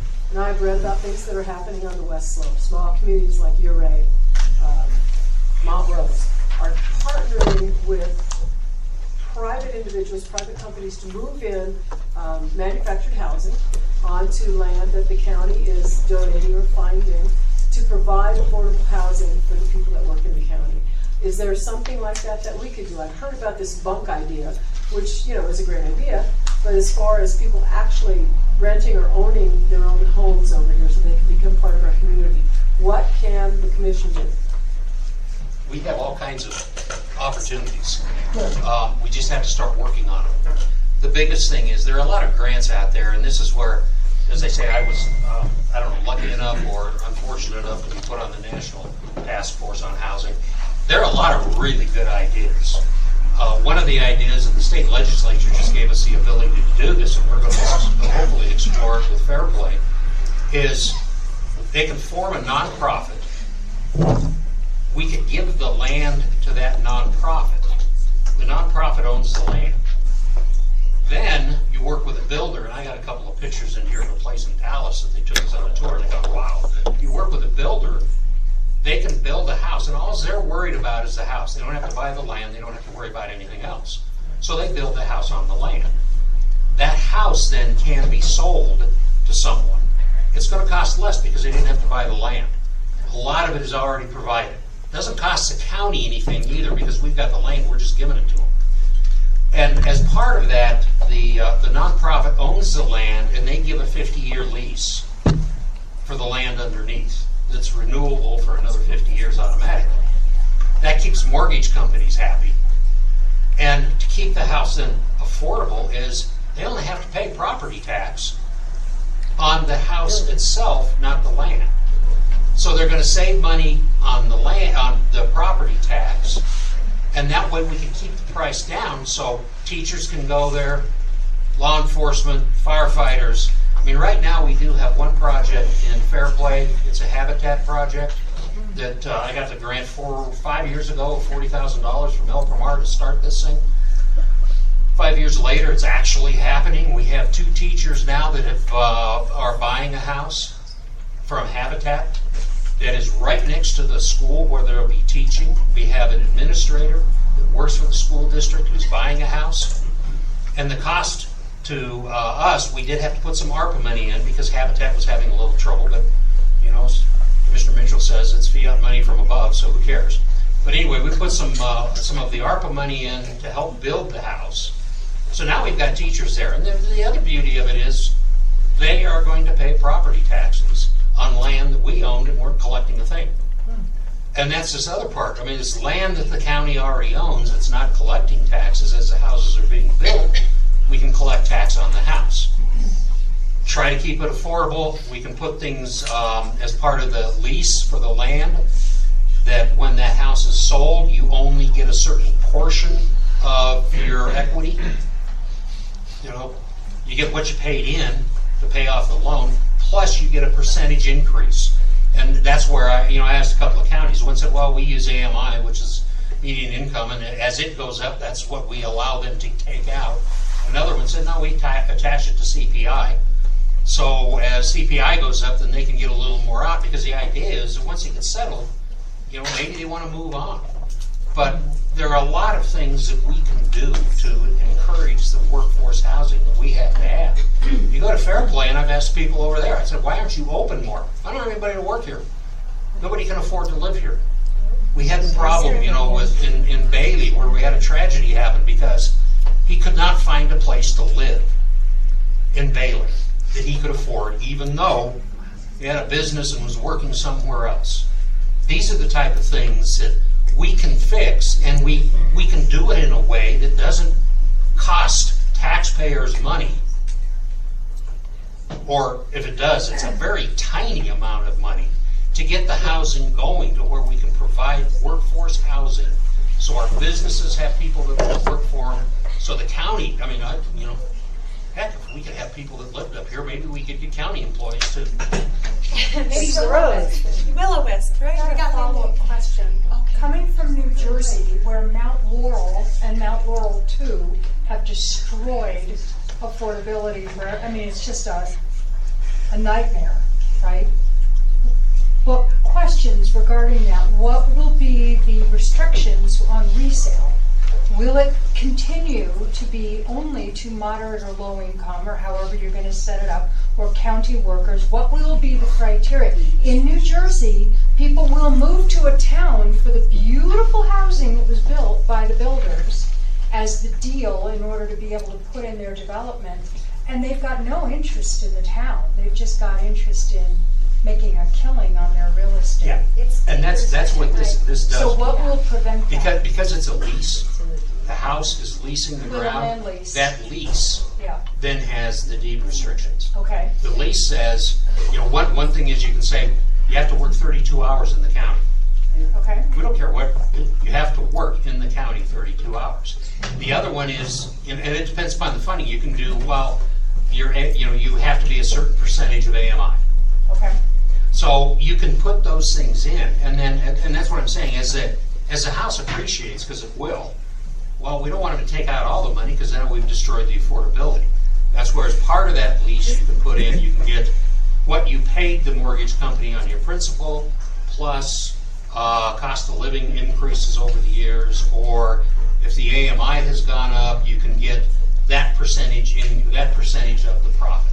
Okay, so if Mr. Wissel was a county employee and he owned that house on the land lease and then retired and went out and got a corporate America job, what happens to his housing? Does he have to move? Yes. Okay. That's part of the lease. So it's part of the deal. It is a true incentive. Yes. Okay. Thank you. Just a little comment. The agents of production are what we're talking about here. Okay. We have all kinds of government money, but really, is that the solution? The solution to me is the private market. To me, the Rosalie Property worked through the private market. It worked very well. Okay, so there are a lot of boatloads of incentive programs out there to encourage the private market to go into the development business. Things you subsidize, you get more of. Things you penalize, you get less of. We've been encouraging builders to build apartments and condos and every place anywhere but here, right? The market is down there. Ladies and gentlemen, I did a rent study. Fairplay is on the same rent schedule as Denver. And we don't pay like Denver. I couldn't believe it when I did it. And I did it over a series of time, and I just updated it. We're sitting at about $2,200 a month for a 2-bedroom apartment in the town of Fairplay. That's unheard of anywhere, right? So the agents of production work here. We were in Heartfelt just last night, thank God. 5 houses for sale. I looked at them. The realtor was there. I said, "What's the house going for?" $500,000. So the median is somewhere around $500,000. We can't afford at a $500,000 median income a $5,000 a month payment. It just doesn't work. So that's it. Yeah, so we're working to create an environment with what the county has land usually to create a market to attract the private sector to come in and help partner to work some of these deals to create housing that's going to serve people who want to live here and work here. So, and it's not an easy process and it's not fast, but Dick's really been leading the charge. We're all over it. It's a huge priority, and it's something that comes up all the time that they hear. Considering that, why were we even considering spending money for land for a park? Land trust fund is required to be used for things like that. We cannot use, as Mr. Wissel brought up, we'd like to go to the voters and say we want to take half of the land and water trust fund and say it's not going to go to that, it's going to go to roads. Why spend it? Why not just keep it investing? Because we get $2.2 million a year into that fund. They can't And spend the it voters all. passed And we it. can't spend it on And you anything can't, other we can't than. spend it on anything Well, other than That's that. fine, But if well, you- what's the big rush to spend it? I Well, don't think because- we need more parks. Because we've got somewhere around 7 million that's sitting in there now, and if we keep adding, I don't want to take taxpayers' money and put it in the bank. Then quit taking it. Well, I can't. You know, but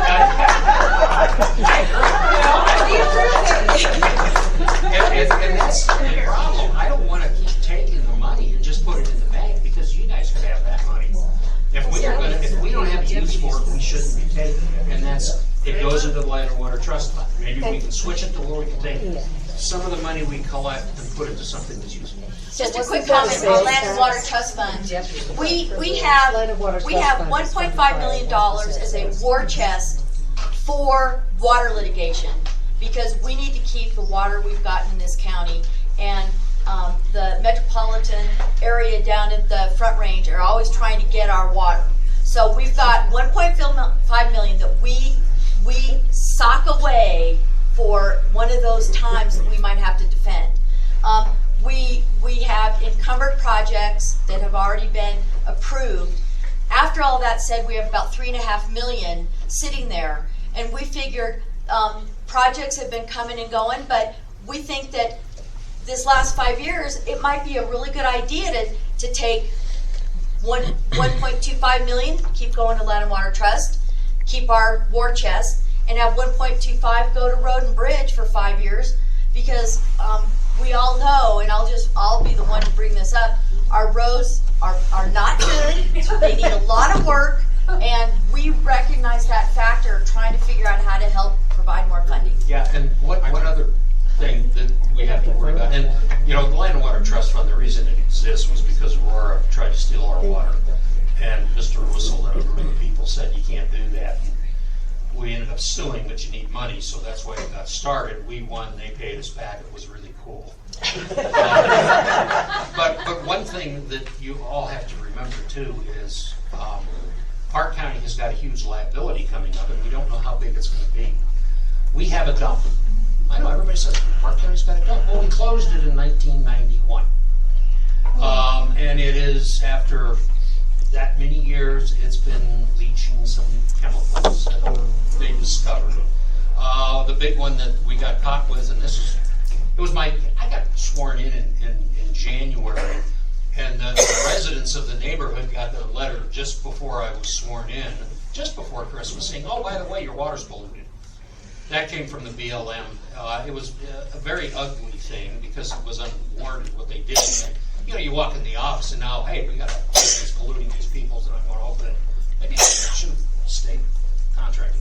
But it could cost us $3 to $5 million to get that cleaned up. We don't know yet. We're still in the process of trying to figure it out. We hope to get some help from the state. But that is our responsibility, even though it was closed in 1991. So, how are we going to do it? We don't know yet. And it could cost us quite a lot. We're trying to really say that it's on BLM property, and BLM, it's yours. BLM is saying, no, we don't want anything to do with it. Of course, the state doesn't want anything to do with it. So it's a case that we've been working with for quite a while. We had some real hope because La Plata County sued the state over the same issue, and they won. And then it went to the Supreme Court and lost. So it's something that we have to keep that money also available to us. So we do need some money in there, because if we have to clean that up, it's going to cost quite a lot. I don't want to have to go to everybody and say, hey, you got to pay us a little more money so we can clean up the dump. Because most of the people in here, I don't know, how many people have moved here since 91? Yeah, you didn't contribute to the problem.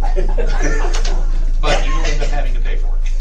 Just briefly from that, the dump is just, what we've learned is the dump closes, it never ends. The dump never stops giving.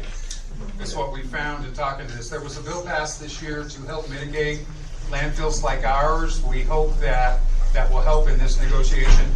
It's really amazing. We just started talking about this redirection of the Land and Water Trust Fund, and this new problem popped up that needs $4 million. And isn't that amazing how that happens? I'm not sure I agree that that fund should go to the dump. I'm not sure I agree at all. Where is the dump? It's in South of Fairplay. Fairplay. So that's one thing on the other side of the hill that we're happy about. But maybe more discussion to be had there, and more science. Yeah, lots more science. Okay, Kelly, yes. Yeah, I wanted to ask a question of each of you and all of you,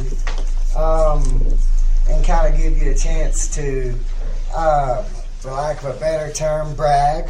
And I wanted to ask you to answer specifically, not generally, but specifically, what have you done as commissioner that you are most proud of to make our lives as Park County residents better than they would have been otherwise since you've been elected? Give him a minute to think. How is my life better for having cast that vote? Yeah, I'll give them some time to think. I think, I've got a lot of things that I've accomplished. And some of them are little, some of them are kind of big. But I think one of the biggest things was spending the time to protect the water for our residents so we can have firefighting. That was a bit of a battle. I spent many hours down at the Capitol, and I have discovered that I am far too old to keep the hours that those guys like to keep, because they have a tendency to take hearings into 2 or 3 in the morning. And I did stay down there for that, and I did make it home okay. But I think that is probably the biggest. The second biggest is the Health Service District on Fairplay, because I think that helped the people over there quite a lot. Thank you. I'll go next. One of the things I'm really proud of is to be a voice for agriculture in Park County.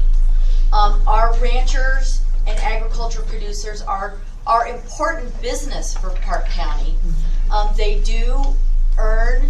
pay taxes on sale of cattle and other livestock, and I help bridge Colorado Department of Agriculture, provide information down to ranchers, working with them on where grant opportunities might be, help talking about BLM and making sure that BLM understands that the leases our ranchers have on public lands for grazing allotments are not compromised. Same with the Forest Service, because we want to retain all the business we have in the county, and ranching allows us to retain our open space, have our quality of life in our view shed, while they mow the lawn, they mow the grass, and they keep the fire hazard down in the grasslands, and we get tax benefit from them. So that's one thing. The second is getting a bill passed this year. It wasn't what it was initially drafted to be, to bring in money to help maintain roads that provide access to our state parks. The traffic is exponentially higher going to those parks than in Park County on our normal roads. And we do hemorrhage a large part of our hard surface road budget trying to keep those roads safe. 400,000 people a year going into those two parks that are right next to each other is a huge volume, and we have to keep it to the point where it's safe. So the bill passed. It's a study, and we're working on the study. It will be irrefutable when we present to the governor that there is a problem in many counties trying to maintain roads that have volume far beyond what our highway user tax fund allots to us. We also can levy a $2 fee onto a day pass that people who buy a day pass to go into those two parks. That money will be administered by Colorado Parks and Wildlife, sent directly to the county to be spent on those roads specifically, so we can fill some potholes and do some maintenance. So that will not happen until 2025. The legislature moves pretty slow, but we're not done with this, and I also filed 2 federal grants to bring money in for those roads, because if we can get them taken care of and rebuilt, we will have we'll have excess funds to spread around the rest of the county to take care of roads that need major attention.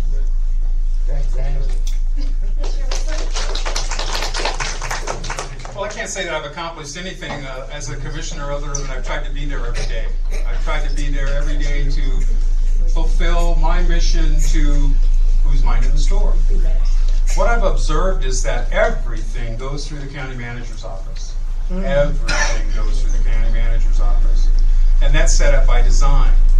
Matter of fact, finally got a look at the contract of that situation, and we have basically delegated our authority to an individual. And I do not accept that model. I want to see, I'm old enough to know when commissioners actually ran counties. That actually worked. No. And it still does. Now, Commissioner Elsner doesn't agree with me, and that's okay. We agree to disagree on this. But the Weld County model and the Arapahoe County model is something I'm very interested in, and they do not, in their history or existence, large metropolitan counties have a county manager. Whose directors report directly to commissioners. And I think that would be a healthy change. In my life, I think one of my greatest accomplishments was that I got here. We want to know what you did in the 6 months that you had the job. What have you done in the last 6 months? Can I answer? Well, no, that's the question you were asked. So please it's his answer question, the sir. question. Please answer it. So, my greatest accomplishment in my life is that my wife allowed me to marry her. Oh, Now, professionally, Next question. we built together augmentation plans. I've been working in water for 38 years. We have put plans in place for the Upper South Platte Basin. At one time, I would brag and say we had a 50-year supply. No longer. We maybe have a 10-year supply, but we have options for people who want to do commercial enterprises, and they can get the water without having to go to court. We've already done that. Second thing is we created a water authority to manage all that. We merged the entities of Upper South Platte and Center of Colorado to manage that. I want to bring the county into that relationship because the county's been adrift, running out, spending Land and Water Trust Fund money on rehabilitation of historic sites, which does not fit the fund. That's what I'm proud of, and we're going to work on that. Thank you. Your question. Thank you. Okay, we got time for one more question. I want to go back to the Northeast Health Services District.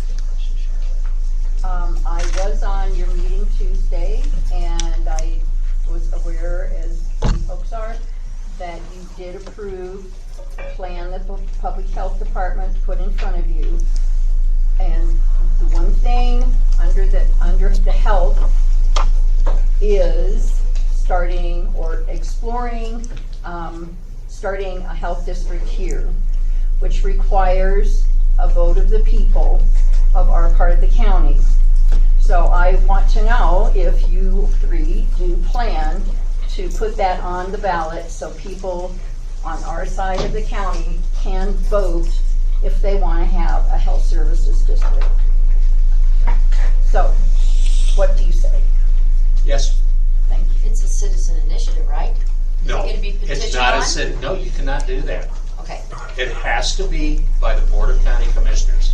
You read the law, the Board of County Commissioners are the ones that put it on the ballot. The citizens get to vote whether they want it or not, but they cannot put it on the ballot by a citizen initiative. I'll have to see the law on that. Yeah, I'll have to read it. I am not up to speed because it really hasn't come Well, you know to what? us Time yet. is running out, and we really do need you to take a look at that. Well, it hasn't been, I'm nothing's sure- been brought to us to I'm look sure at Mr. yet. Elsner can provide Think that. of it on your own. We can't. But She just brought it up. But I will make one statement. I am not convinced that 13 miles is an extenuating distance to get medical care. I'm really sorry, but you truly do not understand. You can talk about Stride Healthcare inside of Mountain Resource Center in Conifer. They're open 2 days a week. I tend not to get sick on Tuesdays and Fridays. They agreed to be open more if they had enough people, but they don't even have enough people to stay open. The space itself doesn't serve the doctors. I mean, But why not let the people vote on it? We're not asking you, We're just asking you to put it on the ballot so we can vote. I'll research it. Okay, I think we have time. Thanks, Charlotte. We got time for one more question. Yes, sir. I'd just like to make a comment because I think that truth matters, and I listened to Mr. Wissel speak several times during his campaign, and I don't recall a single time that he ever said, "I will find $1 million." And he actually said, "Shall we send you the report?" Yeah, that's fine. Please do. What he did say was, "I will look." Once I get in, he was asked several times, and I think Sheriff McGraw actually mentioned the $1 million thing. But Mr. Wissel said, I don't know until I look into the budget. Maybe it's there. Why would we approve a tax right now, not knowing what's already there? So that's the truth. I heard it time and time again, and truth matters. So. Yeah.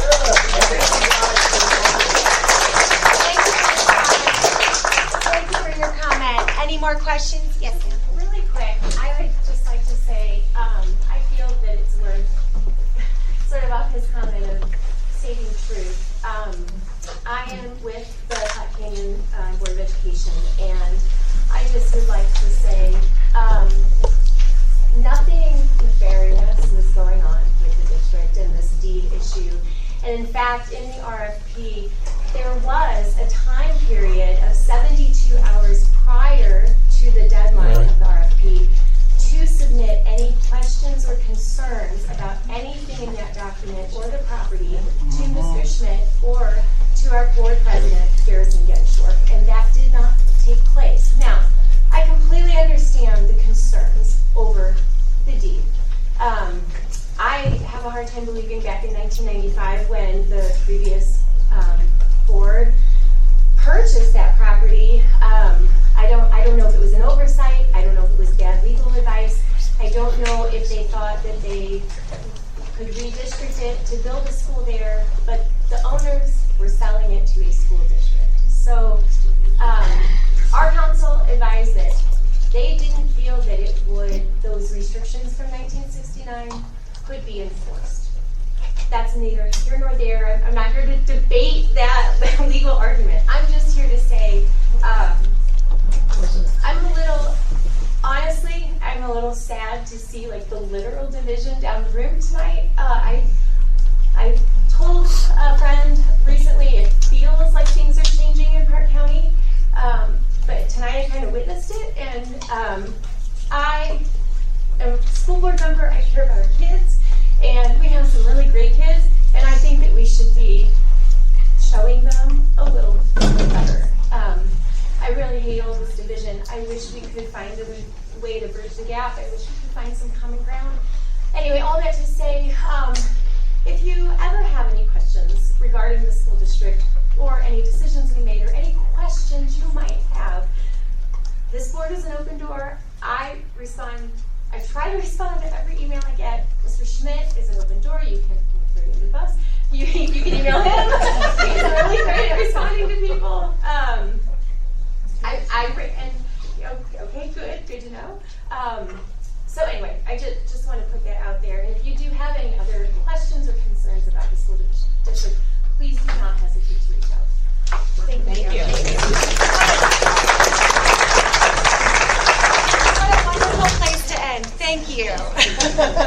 And thank you all for being here. It's 8 p.m. I will be back there to collect your note cards.